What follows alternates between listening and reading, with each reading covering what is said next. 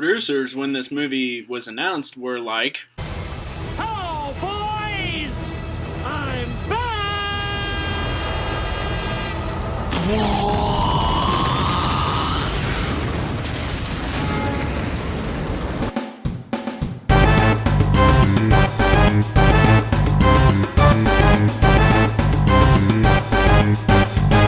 I just got back from seeing Independence Day Resurgence. This film was directed by Roland Emmerich, who directed the original Independence Day and a few disaster films and actual disaster films, and one good film.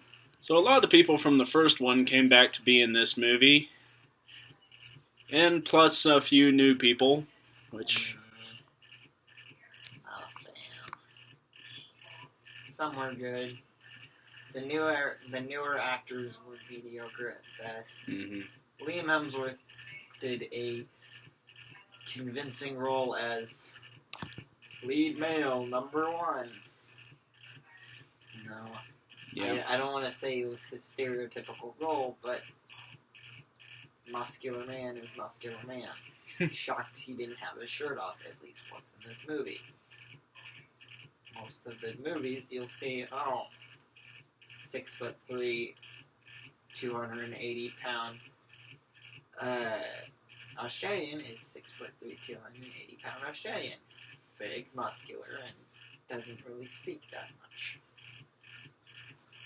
Or when he does, action. Is it bad that I went into this movie basically knowing exactly what I was getting?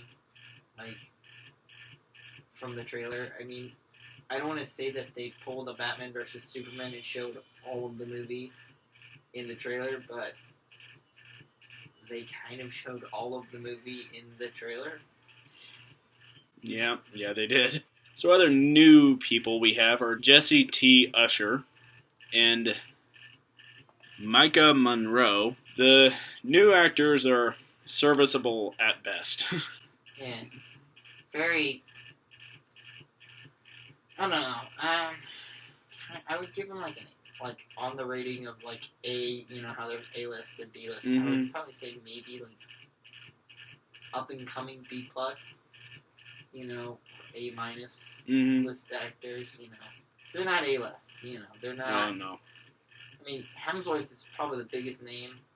Probably. Of the newer ones, I would say, like of the younger actors. Thank God Bill Paxton got rid of that beard, though. God. Pullman. Was it Pullman? Bill Pullman. Yes, because Bill Paxton is other. Yeah. But thank you. I mean, really, though. Who is not without his own disaster movies. Twister. Anyway. Don't get me started. Yep. Twister. Based in Big, Oklahoma. loud, and dumb. Based in Oklahoma. Shot in Oklahoma. Yeah. We want to get rid of it from Oklahoma. Welcome to Please Oklahoma. leave. So where we have twisters like that, but we don't call them twisters, we call them tornadoes. Or sometimes if we want to make fun of ourselves, we'll say naders. Naders. Man, I'm going to get myself a beer and go watch a nader. Lily's get my lawn chair. Please cut half of my conversation out of this. Like, I'll try. Keep, like, the good bits, but, like... One thing I will say about this movie, you really feel the absence of Will Smith. Oh, gosh. Like, they even do it in, like, the first minute, I think, minute and a half, like, when they show, I think it's a photo of him, like, in, like, the desert, or whatever, like, on the wall. It's, like, the photo of him. That's one of the scenes from, like, the desert. Like, you had to... He's alone, really. Yeah, he's alone in the desert. How would they have had that photo? Yeah. Spy Satellite? I doubt it. Yeah. Spy Satellite doesn't do Google Views. Also, it'd be, like, right in front of him. Yeah, it was, like, literally 3 feet away, probably. You know? Yeah, It was enough probably. you could see a profile, I guess. But then again, if you're paying to see Independence Resurgence, you're probably not going to look too deeply into that, as we just did. As we did, and as we do, because that's the kind of nerds we are. But you're watching a review, so we're gonna think about it a little more than most people probably do. Kind of the point of it. Yeah. But I do say I love Jeff Goldblum. He is such a fun actor. I mean, he played not too huge of a role, to be honest. I mean, No, he pretty didn't. big, but not as big as he played last in the first. I mean, that's expected. There's, he's older. It's just, it's not their movie. Mm-hmm.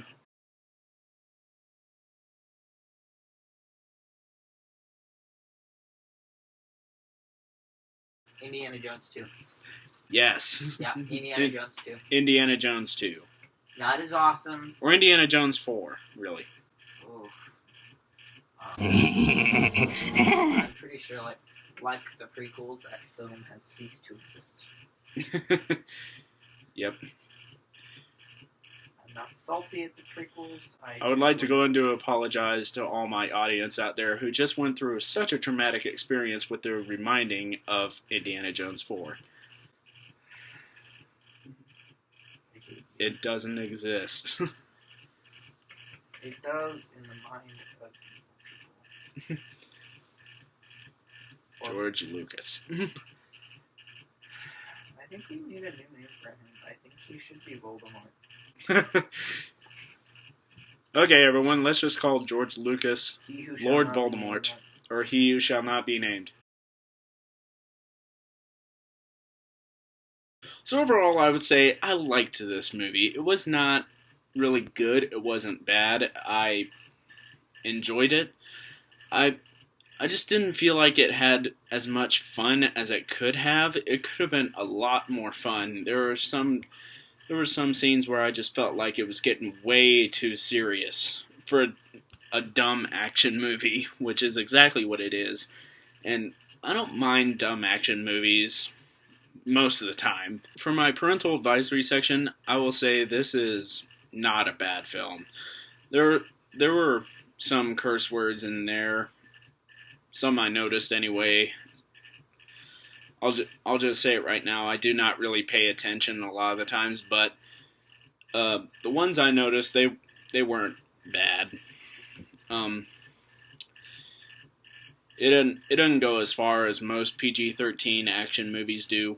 I feel like kids will enjoy this. Speaking of which, and so like 30 or 45 minutes into this movie, we're suddenly introduced to these kid characters, and I'm just like, who are these kids? Even by the end of the movie, I had no idea what their names were. I just say, oh, that girl I recognize. Just by the end of the movie, I was like, okay, I recognize that kid. I recognize that kid. And that was it. I had no idea what their names were. I just knew vaguely what they looked like, enough to pick them out every time they were shown in the movie after that. So yeah, I would say the worst part of this movie are those kids. They weren't really annoying, it's just, we knew nothing about them. And it kept cutting back to them and giving them way too much screen time. So aside from that, I really like this movie. So aside from that, I kind of like this movie. So aside from that, I liked it. So for right now, I'm probably going to give it a 6 out of 10, which is better than its IMDb rating currently. It has some pretty cool effects, aside from this footage of like a plane crash, and it has some of the worst effects I've ever seen. It is shameful. But it's a small portion of the film, and I think they try to cover it up with a lot of grain on the footage. I would say it's just above that mark where I think it's not worth paying to see. It's alright for like a renting, or when it goes to dollar theaters, or just going to see it late on a weeknight or Tuesday night as I did. So for now, have a good night and check it out.